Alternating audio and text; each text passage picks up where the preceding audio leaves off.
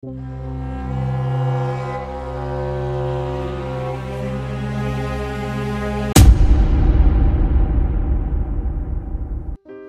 teman-teman, kita mulai untuk materi e-business dan e-commerce. Definisi e-business atau bisnis elektronik menurut Bureau Census Amerika Serikat yaitu suatu proses yang dilakukan organisasi melalui jaringan yang dimediasi komputer. Jadi suatu proses yang menggunakan media komputer. Di sana ada istilah produksi, yaitu untuk pengadaan, pemesanan, pengisian stok, proses pembayarannya, pengendalian produksi, dan lain sebagainya. Yang kedua adalah berfokus pada pelanggan atau customer focus. Ada pemasaran, penjualan, pemrosesan pesanan, dan lain-lain. Lalu yang ketiga berfokus pada internal atau pada manajemen. Itu layanan karyawan, pelatihan atau training, perekrutan, berbagi informasi, dan lain-lain. Jadi ada 3 poin setidaknya untuk yang dikatakan bisnis itu ada produksi, ada customer focus, sama fokus pada internal. Lalu definisi e-commerce atau perdagangan elektronik, yaitu setiap transaksi yang diselesaikan melalui jaringan yang dimediasi komputer yang melibatkan transfer kepemilikan atau hak menggunakan barang atau jasa. Transaksi yang diselesaikan mungkin memiliki harga 0. Jadi e-commerce adalah transaksi bisnis ya, transaksi jual atau beli melalui media elektronik atau media komputer. Definisi infrastruktur e-business. Bagian dari total infrastruktur ekonomi yang digunakan untuk mendukung proses e-business dan melakukan transaksi e-commerce, yaitu ada perangkat keras, hardware, perangkat lunak, softwarenya, jaringan telekomunikasi, termasuk jaringan internet, layanan dukungan, dan SDM, sumber daya manusia, atau brainware-nya. Hardware, software, brainware. Definisi jaringan yang dimediasi komputer, yaitu perangkat yang terhubung secara elektronik yang berkomunikasi secara interaktif melalui jaringan. Yaitu ada komputer, TV web, telepon seluler, internet, intranet, extranet, jaringan telekomunikasi. Aturan baru dari e-business. Jadi ada beberapa aturan yang kita dapat peroleh dari e-business. Yang pertama adalah pelanggan menentukan segalanya. Jadi terkait sama customer focus tadi, jadi fokus pada pelanggan, artinya pelanggan menentukan segalanya. Yang kedua, pengetahuan dan informasi menjadi lebih berharga dibanding aset fisik. Yang ketiga, masyarakat menginginkan lebih banyak pilihan, baik itu produk berupa barang maupun servis ya, layanan. Waktu adalah waktu sekarang, jarak adalah 0, artinya real time sekarang ini. Dan jaraknya 0 karena tidak perlu kemana-mana. Kalau e-business sekarang dilakukan secara elektronik berarti tidak ada jarak yang perlu ditempuh. Jadi kita tidak perlu kemana-mana. Bisa melakukan transaksi langsung dari tempat kita berada. On the spot ya, benar-benar di tempat. Jadi dikatakan jaraknya 0. Yang berikutnya, teknologi dan jaringan menentukan bagaimana bisnis dijalankan. Jadi sekali lagi, karena ini dilakukan secara elektronik, maka teknologi dan jaringan sangat menentukan tentang bagaimana bisnis itu dijalankan. Aplikasinya bagus, jaringannya cepat, diakses dengan mudah, itu akan lebih memudahkan konsumen dalam memilih produk-produk yang diinginkan. Apa potensi manfaat dari e-business? Lalu apa kira-kira yang bisa diperoleh dengan adanya e-business ini dibanding dengan bisnis konvensional? Potensi manfaat e-business dikatakan bahwa yang pertama adalah lebih banyak pilihan produk atau layanan. Jadi produknya itu bisa berupa barang ya teman-teman ya, atau jasa atau layanan, services. Jadi yang disebut produk itu bisa berupa barang yang secara fisik maupun sifatnya layanan atau jasa. Kalau seperti jasa kirim, kurir itu maksudnya layanan atau service. Produktivitas lebih tinggi, peningkatan aksesibilitas dan kenyamanan, ketersediaan informasi yang lebih baik, waktu tunggu yang lebih singkat, komunikasi yang lebih baik, posisi kompetitif yang lebih kuat. Jadi ini adalah potensi manfaat dari e-business. Jadi banyak pilihan, kita bisa milih dengan scrolling ya, dengan milih lewat gadget, lewat website, Kita tinggal pilih saja apa yang kita inginkan atau customer yang inginkan. Kita sediakan itu. Waktunya lebih singkat karena bisa real time langsung, dan kompetitif karena banyak pilihan. Artinya bisa memilih harganya berapa, langsung di compare atau dibandingkan dengan toko-toko yang lain. Mungkin barang yang sama harganya beda, customer bisa pilih yang mana, langsung kelihatan. Contoh aplikasi e-bisnis, ya kalau contoh aplikasi bisnis mungkin sudah biasa teman-teman pakai atau digunakan ya sehari-hari, termasuk online shop, marketplace gitu ya. Lalu kategori aplikasi e-bisnis. Yang pertama kolaborasi, lalu ada pelayanan pelanggan, customer service, customisasi, customize, streamlining, pengelolaan atau manajemen, dan cutting edge atau canggihan ya, canggih. Contoh aplikasinya ada beberapa. Yang pertama ada Cisco, itu tentang manajemen keuangan, dan Nike tentang desain produknya, JetBlue Airlines, Dell Computer, Boeing, ini penerbangan ya, Garden.com, Light Signal, Starbucks, dan masih banyak lagi sebenarnya. Ini ada beberapa contoh saja dan sangat banyak. Bagaimana produsen mobil dapat menerapkan e-bisnis? Yang pertama adalah penjualan atau salesnya. Jadi produsen mobil bisa memanfaatkan e-bisnis ini dalam bidang penjualan. Lalu pelayanan pelanggan, customer service-nya, manajemen pemasok, pemasarannya juga, desain produk, pembiayaan, pelatihan karyawan. Jadi semua yang bisnis yang dilakukan secara offline bisa dilakukan secara online. Bahkan bisa lebih masif, lebih luas, bisa lebih hebat, dan dengan biaya yang lebih hemat. Pengaruh internet terhadap struktur industri. Ini menurut teorinya Michael Porter, ada 5 ya untuk struktur industri ini. Yang pertama adalah kekuatan tawar-menawar pemasok. Jadi bargainingnya dari supplier ya. Yang kedua daya tawar pembeli. Ketiga rivalitas antar pesaing, hambatan untuk masuk. Yang kelima adalah ancaman produk atau layanan pengganti, substitute ya. Produk substitute atau pengganti. Ada 5 ini yang paling umum di struktur industri. Kita lihat lebih detail ya. Ini adalah teori dari Michael Porter. Jadi ada 5 poin tadi. Yang di tengah itu adalah adanya persaingan ya di antara kompetitor atau para pesaing. Jadi intinya bisnis itu kan ada saingan, selalu ada kompetisi, ada kompetitornya. Jadi di lingkaran yang tengah itu ada persaingan di antara para kompetitor. Karena bisnis apapun, produk apapun, layanan apapun selalu ada kompetisinya, selalu ada pesaingnya. Lalu yang di atas itu, yang kotak atas adalah threat of new entrants. Jadi yang pendatang baru atau pemain baru, ancaman dari pemain baru ya. Di sana ada, kalau Anda mau masuk ke industri, Anda sebagai new entry, itu ada beberapa ancaman ya. Yaitu barriers to entry, ada hambatan untuk masuk, economies of scale-nya, brand loyalty, capital, modalnya, capital requirement, experience-nya, government policies, access to distribution channel, switching cost. Lalu yang di kanan itu yang bargaining power of buyers. Ada kekuatan tawar dari pembeli, buyers. Apa itu bargainingnya atau kekuatan tawarnya? Jumlah customernya, size, ukuran dari customer ordernya, price sensitivity, itu penting ya. Jadi kalau buyer itu biasanya price sensitive. Kalau teman-teman harus memperhatikan sebagai seorang pebisnis atau seorang manajer, seorang yang pemain di dunia bisnis, bahwa buyer itu selalu price sensitive. Artinya dia peka sekali terhadap perubahan harga atau selisih harga itu sangat sensitif. Beda sedikit dia akan pindah. Dia tidak akan beli ke tempat yang harganya lebih mahal untuk produk yang sama, kurang lebih begitu.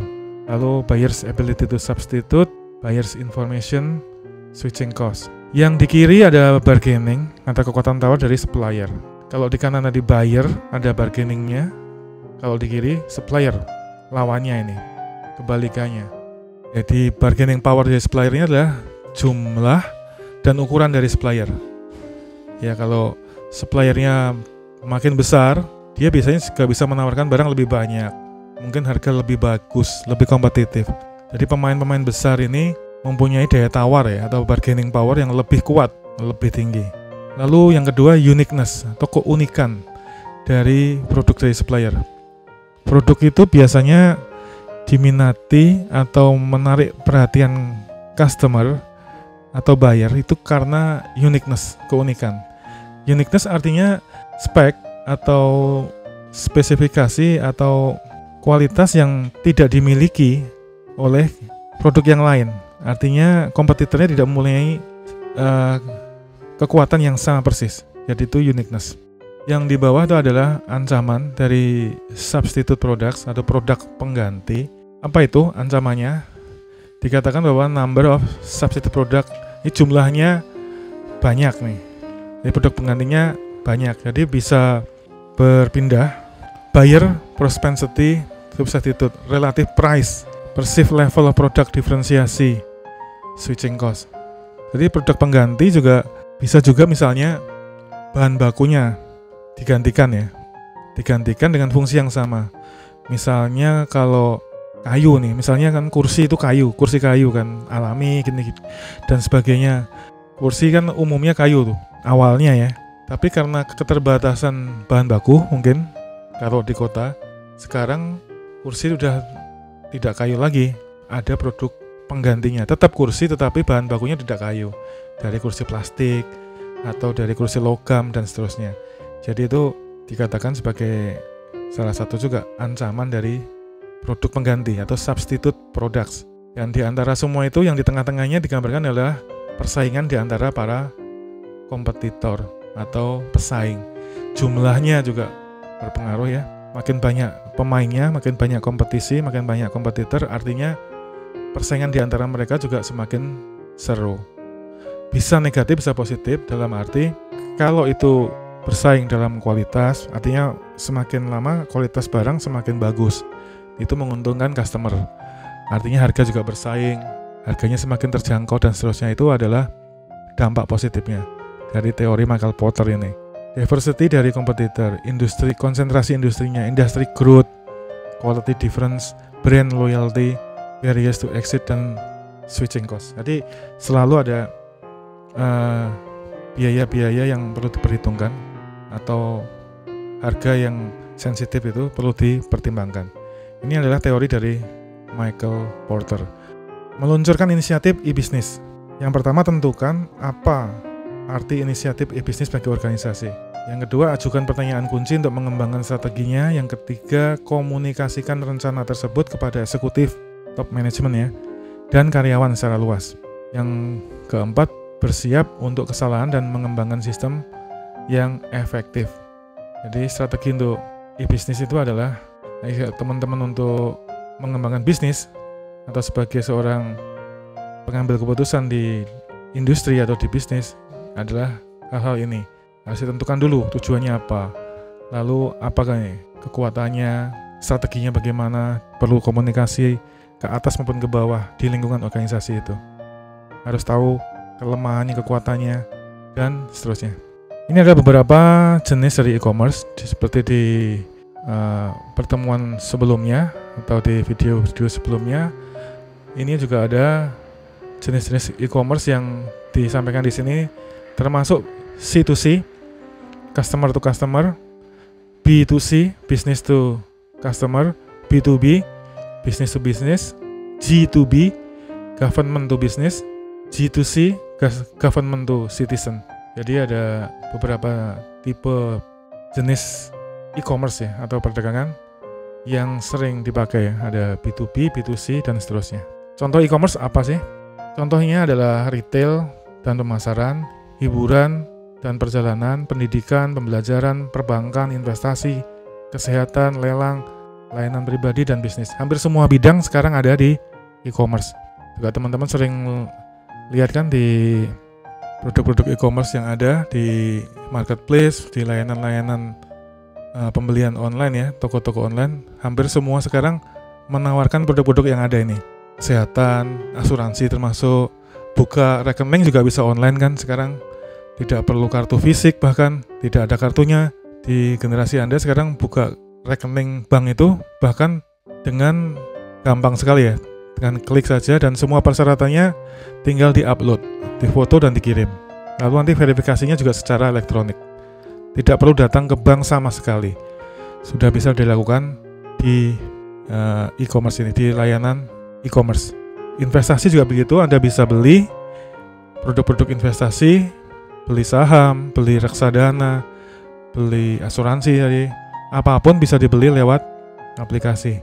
Misalnya apa? Sudah banyak sekarang kan Bibit, Stockbit, atau Ajaib, lalu bahkan di OVO, di Tokopedia juga bisa beli emas kan secara digital. Jadi Pegadaian Digital juga punya aplikasi sendiri dan seterusnya. Jadi semuanya bisa dilakukan secara elektronik, sudah sangat luas. Siapakah anggota rantai pasok yang potensial? Dikatakan di sini anggota rantai pasokan, supply chain dari e-commerce yang potensial adalah pengguna akhir atau end user, end customer, end buyer, toko elektroniknya, online shopnya, pemrosesan pembayaran, payment point-nya, layanan pembayarannya, rantai pasok distributor, produsen, penyedia transportasi, logistik, kurirnya, jasa pengirimannya, penyedia layanan pelanggan. Ini adalah yang potensial. Penerapan internet dalam value chain atau rantai nilai menurut Michael Porter ya, meningkatkan efektivitas operasional versus meningkatkan posisi strategis. Yang kedua, dampak pada tahapan dalam rantai nilai, yaitu logistik dalam negeri, secara operasi, logistik keluar, pemasaran dan penjualan, dan layanan purna jual. After sale service ini sangat penting teman-teman ya. Jadi kalau jualan hanya jualan saja, biasanya juga akan timbul masalah di kemudian hari. Tetapi kalau menjual produk atau barang dan dilengkapi dengan layanan purna jual yang baik, after sale service-nya baik, itu akan menjadi nilai tambah bagi industri itu atau bagi perusahaan itu. Customer akan lebih suka dengan layanan yang baik. Karena sekali lagi prinsipnya adalah customer focus atau fokus pada pelanggan. Artinya pelanggan itu yang diutamakan. Strategi dasar e-commerce. Yang pertama, jangkauan atau akses dan koneksi dengan pelanggan. Bisa menjangkau seluas mungkin, sebanyak mungkin, sejauh mungkin pelanggan atau sasarannya. Yang kedua adalah richness atau kekayaannya, kedalamannya, detail informasinya dari atau ke pelanggan. Bagaimana membuat informasi itu semakin jelas, semakin dalam, semakin detail kepada pelanggan supaya customer itu terinfo dengan baik, terupdate dengan jelas. Afiliasi itu memajukan kepentingan pelanggan. Artinya bisa juga orang di tengah ya, bisa dropshipper atau reseller dan seterusnya, bisa afiliasi, affiliate. Ada pihak di tengah yang bisa membantu memasarkan sambil mendapatkan komisi secara online. Itu diistilahkan afiliasi. Jadi ada pihak tengah yang membantu memasarkan kepada customer. Jadi customer selain beli produk juga bisa menjadi penjualnya sekaligus secara online. Penggerak bisnis utama e-commerce. Yang pertama internet, jaringan internet, informasinya, kolaborasinya, agility atau kelincahannya, kecepatan, dan pelayanan. Jadi kolaborasi itu sekarang kata kunci juga di dunia e-commerce teman-teman ya. Jadi selain ada kompetisi, juga penting adanya kolaborasi. Tidak selalu harus bersaing, itu harus head to head, saling benturan, saling mengadu, tidak, tetapi bisa berkolaborasi. Misalnya ya, kalau satunya jual barang, satunya jadi jasa pengirimnya, jasa kurirnya. Jadi tidak perlu selalu bersaing head to head gitu. Kalau ada produk yang bagus, kita tidak selalu harus memikirkan harus disaingi dengan produk yang lain, tetapi bisa berkolaborasi atau saling melengkapi. Keunggulan kompetitif atau competitive advantage dari e-commerce, menawarkan produk atau layanan yang dipersonalisasi. Personalisasi ini penting. Jadi lebih ke personalize, customize-nya khusus masing-masing orang. Satu customer dengan customer yang lain bisa berbeda. Biasanya teman-teman kalau punya preferensi tertentu ya, biasanya tampilan dari layar Anda di aplikasi e-commerce kan berbeda tuh dengan yang orang yang lain. Jadi lebih personal. Biasanya yang ditampilkan adalah produk-produk yang Anda pilih sebelumnya atau Anda sukai menurut preferensi Anda. Misalnya suka elektronik, nanti yang ditampilkan halaman yang terkait dengan elektronik gitu. Kalau suka pakaian berarti terkait dengan fashion dan seterusnya. Yang kedua, memungkinkan layanan mandiri pelanggan, lalu mengurangi waktu tunggu karena ini online, mengurangi biaya, baik itu untuk penjual maupun untuk pelanggan, ya karena ini online ya. Ada rantai yang dipotong, tidak perlu ada gudang khusus, stok khusus, karena bisa dilakukan secara online. Meningkatkan pemanfaatan sumber daya di seluruh rantai pasok, meningkatkan kepuasan dan loyalitas pelanggan, ini sangat penting, poin yang sangat penting. Nanti customer loyalty, customer satisfaction menjadi penting. Memperluas ke pasar global, artinya bisa jualan ke seluruh dunia, tidak hanya terbatas di daerah, di kota tertentu, di daerah tertentu. Dikatakan secara teori bisa ke pasar global, artinya petani atau pedagang di daerah Tangerang bisa jualan sampai ke Amerika, Eropa, dan seterusnya. Apa tugas yang dapat dilakukan oleh pelanggan, oleh customer? Yang pertama adalah telusuri katalog. Sebagai customer bisa memilih ya katalog, bisa browsing katalog, melakukan penelitian terhadap produk dan jasa, bisa di-riset dulu, diteliti dulu, diamati dulu, konfigurasi dan lakukan pemesanan. Bisa memesan secara online, bisa order secara online, cari tahu harga, ya harganya bisa dilihat, bisa dipilih, cari waktu tunggu dan status pemesanan. Bisa juga waktunya juga bisa ditentukan, waktu kirimnya, ada jasa kurir yang bisa dipilih, waktunya mau datang kapan, mau same day, hari yang sama, yang instan atau yang reguler, yang biasa saja, mungkin 3 hari, 5 hari atau seminggu mungkin, bisa ditentukan dengan harga yang berbeda tentunya. Akses informasi faktur, akses informasi layanan pelanggan dan seterusnya. Strategi penerapan e-commerce B2C, business to customer, edukasi pelanggan, jadikan belanja itu menyenangkan, jadi shopping itu jadi mengasihkan gitu. Melayani pelanggan dengan baik, personalisasi. Ya, personalisasi ini sekali lagi seperti tadi, bisa masing-masing layar konsumen itu, layar customer itu berbeda ya, karena lebih di personalize. Tergantung preferensinya apa. Kalau suka yang makanan ya akan tampilnya yang terkait dengan makanan. Yang suka dengan lifestyle misalnya apa nih, parfum dan seterusnya, itu sesuai dengan preferensinya masing-masing.